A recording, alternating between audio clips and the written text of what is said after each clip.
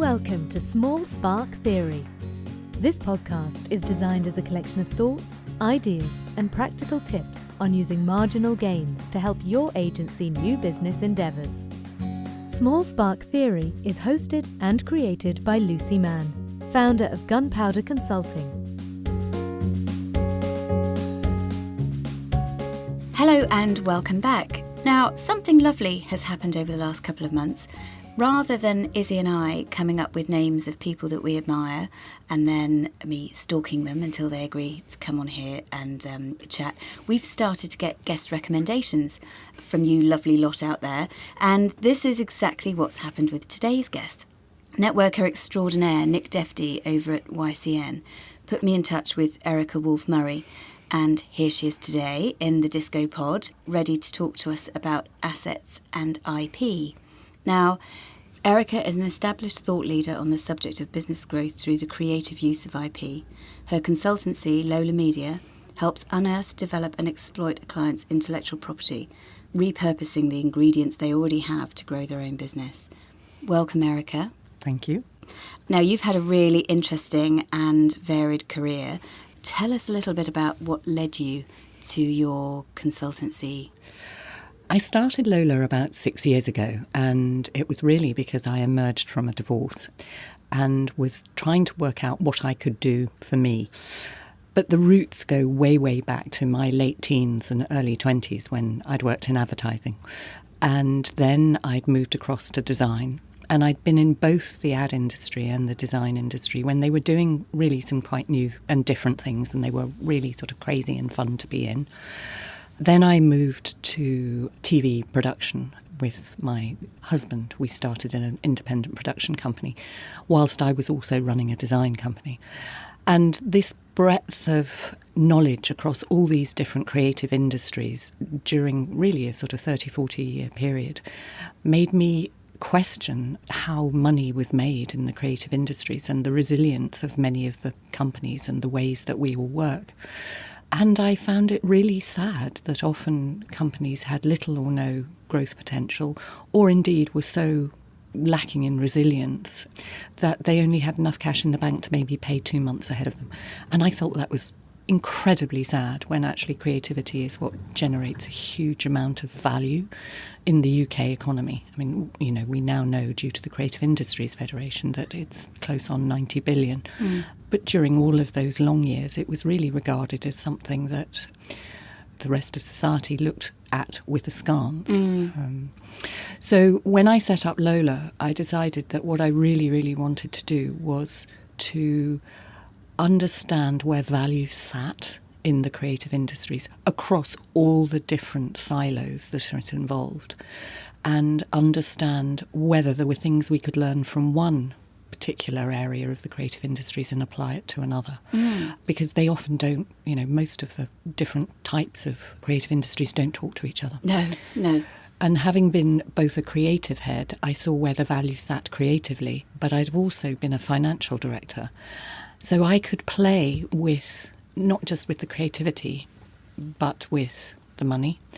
And I soon learnt that actually the other bit that you need to add into that was to be able to play with the legals. And that's a really interesting space, and we discussed this before about that sort of intersection between the legal, the creative, and the financial and commercial.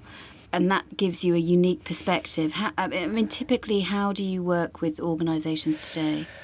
Well, and I think every single company that I work with puts creativity first, and I would never, ever dream of changing that, because actually that's what, as I've just said, drives value. So creativity is what makes us do what we do, whether you're in an ad agency, whether you're in a design studio, you know, whether you're doing TV, digital, games development or whatever. It is that creativity that drives everything. So I absolutely put that smack bang in the centre. However, you can't run a business without understanding money, and you can't run a business in this world without having legals.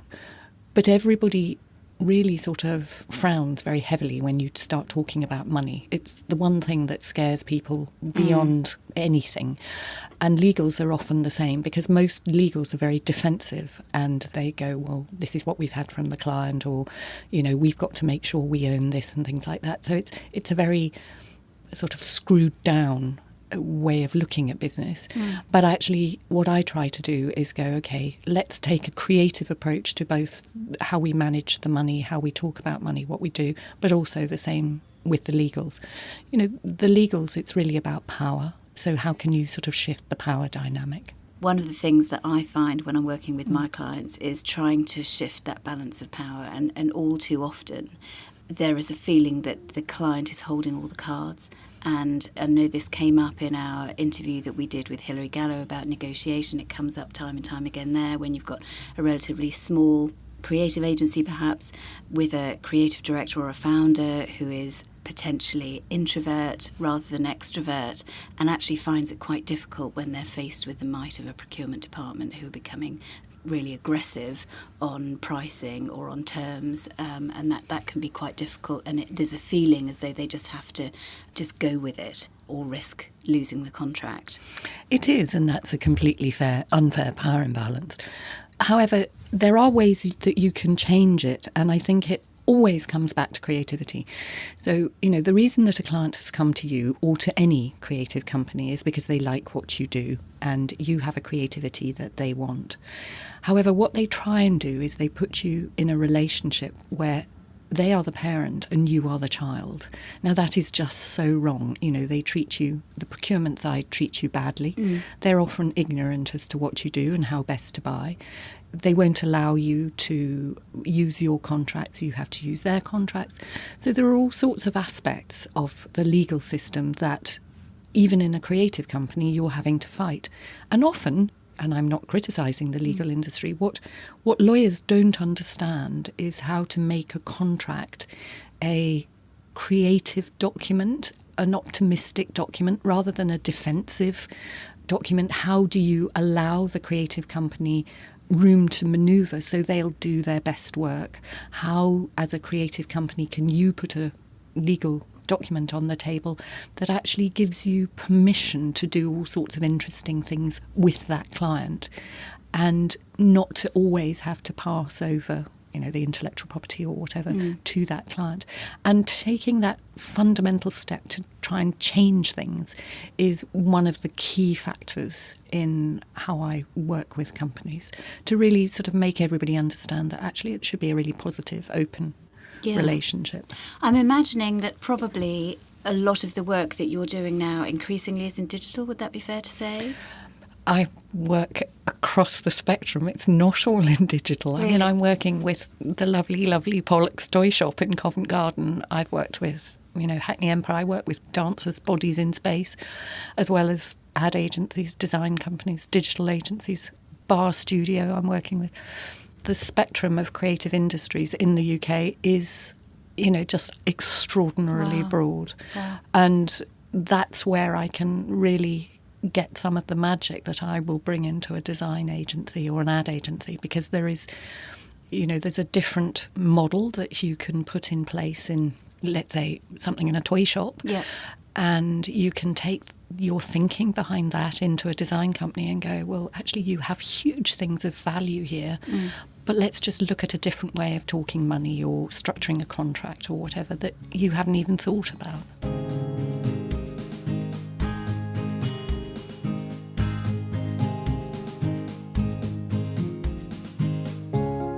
What's the starting point for agencies to start thinking about their assets differently? Really to understand what assets are. Okay. And so I use the term intellectual assets, but you can use intellectual capital. And it is extraordinarily broad, and it is really everything that has got you to where you are now. Now, that will include all the backgrounds of all the directors, all the lead players, every client they've ever worked on, whether at that agency or in the whole of their career. It's the building they're in, it's the attitude they have, it's, it could be the buttons on the lift. Everything is an asset. The secret and the magic happens when you work out, how can I do something that's new and different with this in a marketplace that wants it, or to try and create your own marketplace. So intellectual assets could be, for example, working with Bureau Creative, a design studio who worked on Oaxaca and Marcus Waring, now called Without. We identified that their clients were all in a small, unique group that nobody had really identified. So we gave this audience, these customers that all their clients had, we gave them a name, and we called them urban adventurers. There was a very, very good description that Roly Grant, the creative director, wrote about who these people were. So we trademarked that, and they then wrote a book about them. So that was something that really was in the ether, but we turned something that we had identified as a particularly unique audience that they were very good at getting to into a trademark. And, they've now really, really based their marketing on talking about those people who have huge spending power and are one of the groups of people that lots of brands want to reach. Fascinating. So it's taking that persona work to a completely different level Yes. and making it work for you in a different way. And every single company, without exception, has intellectual assets that they can use. The real secret is understanding what it is. And of course, the other brilliant thing about really working with your intellectual assets is everybody's journey to here is unique. Yeah. It will never be the same for anyone else ever again in the story of mankind. And so really drilling down into what that can be and building the agency future around it, building products or services around it, and unpacking what that could be is huge fun, but also means that there's a real ability to grow in a unique way and to have a resilience that you never thought. I can imagine, as you're talking about it, imagining the process that the agency or the creative business must go through when they're going through that workshop or whatever it is to try and uncover that. It must be a really cathartic but really empowering process. It is, and I think it's partly because when you're working in the creative industries or you're working for a design company or an ad agency, who cares about you? And nobody's on your team. Yeah. It feels a pretty cold, heartless place to be.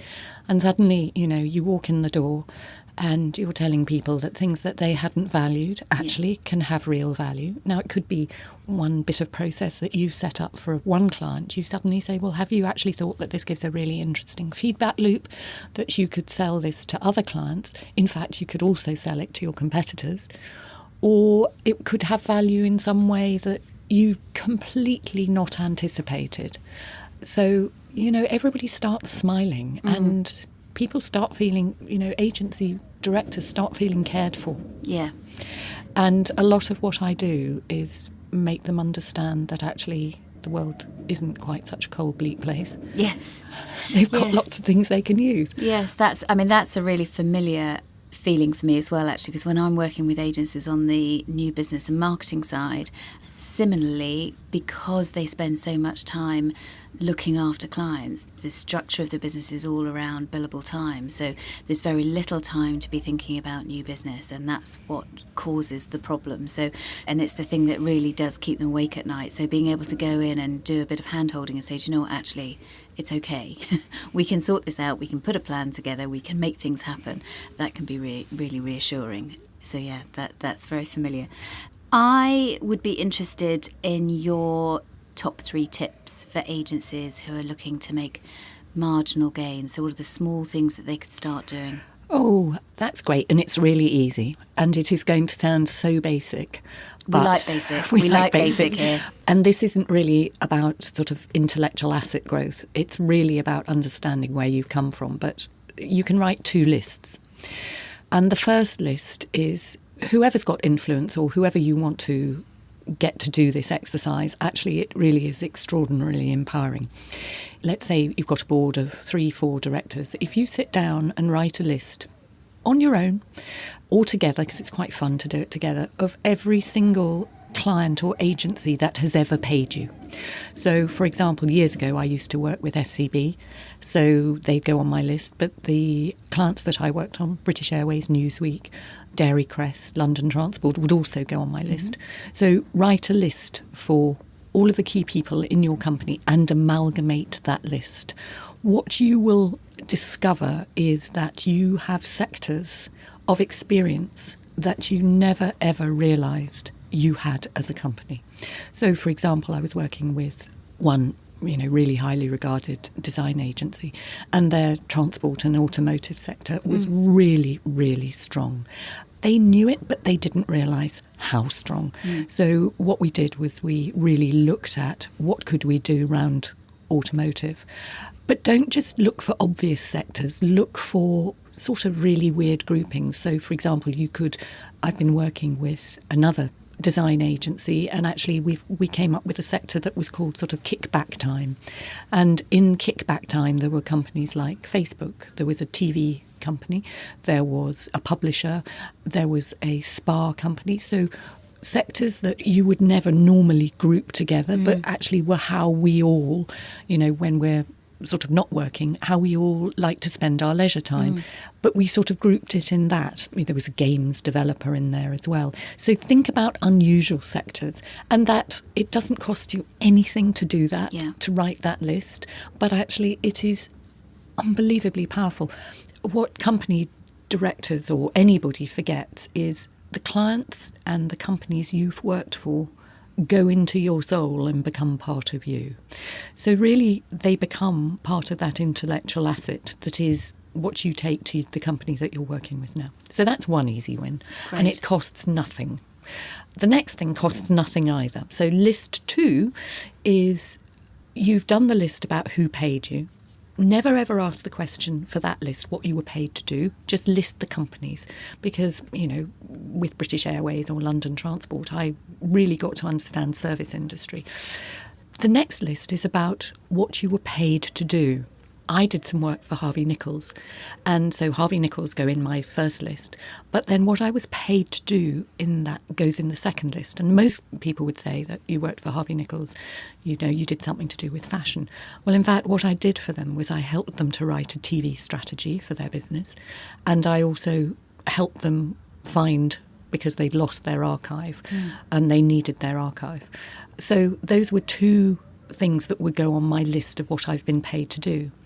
Because what happens when you look at that list of what you've been paid to do, it gives you a whole raft of different experiences, different knowledge and things like that you can sell to your current clients or your new clients. You can talk about what you do in a completely new way. And again, if you don't use it, it's a complete waste of all that amazing skill that you have sitting in the room that you're paying for already. Great. I have a feeling there's a third list. Is there a third list? There's lots of lists. There's lots of lists, but those are the really, really easiest ones.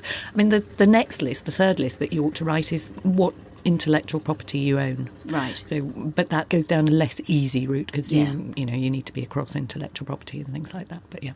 That's a fantastic start. It's so easy. Yes. And I do it with every single company I start working with. I say, could you do this, and bring it to the room?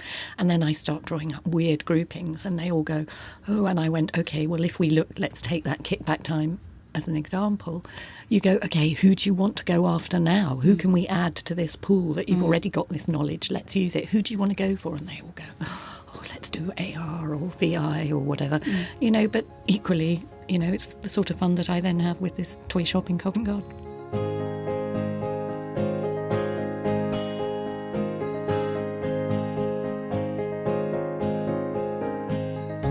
I'd love to know what piece of advice you've been given at any point that's really stuck with you.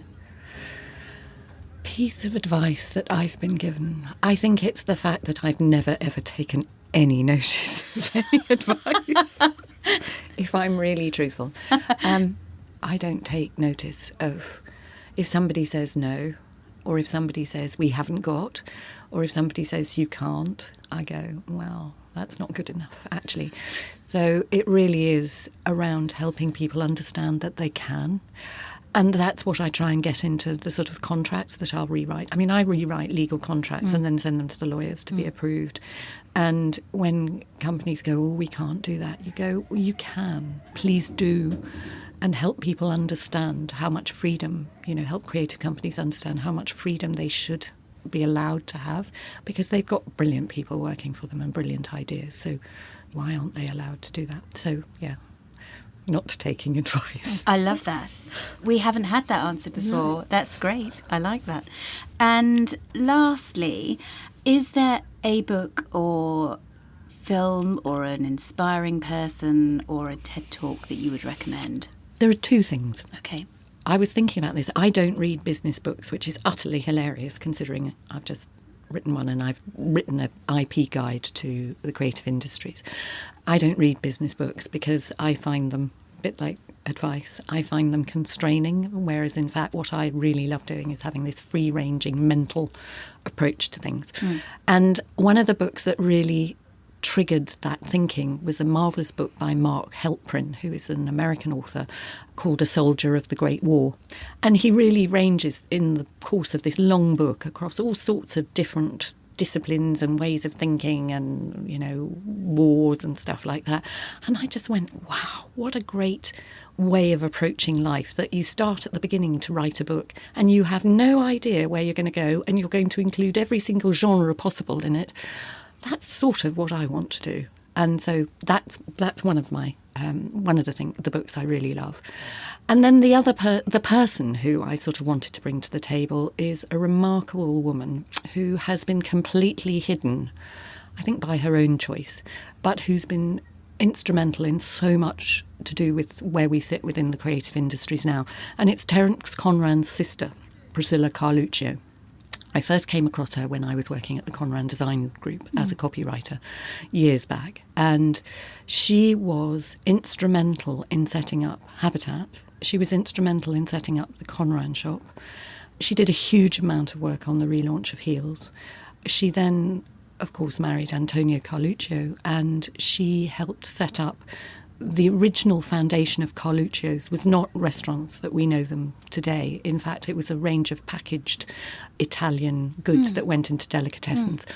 And from there, then the Carluccio's brand as we know it now evolved. And she was a quite remarkable woman. She reminded me of a very fearsome Mrs. Tiggywinkle. She had piercing blue eyes and completely changed the face of retail along with her family. But she never, ever really got seen. And when I was running a TV production company, I tried to get her to, you know, sort of Mary Portas, for example, was just coming to talk about retail. And I tried to get broadcasters interested in Priscilla because she had such a great track record and was called a spade, you know, not a fucking shovel, but called a spade, you know, very distinctly a spade. And if you didn't deliver, boy, did you feel her disapproval. But she wasn't there. And, you know, she was a photographer. She did photography in France. She was a photographer by training, you know, had her family. And yet all the sort of other scions of that family have been noticed and not her. And not her. Well, thank you for highlighting her work today. My pleasure. That's fantastic. We will be giving away a copy of your recommended book to a lucky listener. So if anybody is interested, they can join in the conversation at Gunpowder Tweets and use the hashtag #SmallSparkTheory. And as always, we will pick a winner and send a copy of Erica's recommended book. Erica, that's been absolutely fascinating. I know we're going to get you back in a few months and we're going to talk about revenue models because I know you've got loads to say about revenue models. So until then, we'll look forward to talking again later in the year. But thanks for being here today. My pleasure. Join us again next month where we're going to be talking social media with Alex Blythe from Red Setter. You have been listening to Small Spark Theory, brought to you by Gunpowder Consulting. Join in the conversation on Twitter at Gunpowder Tweets, #SmallSparkTheory. The podcast is created and hosted by me, Lucy Mann. Our editor is Claire Aban and our producer is Isabel Jarvis. Music is provided by Juke Deck, available at jukedeck.com. This episode was recorded at the Pod at White City Place. For more information and to download further episodes, head to our blog at gunpowderconsulting.com. And if you like what you hear, head to iTunes and leave us a star.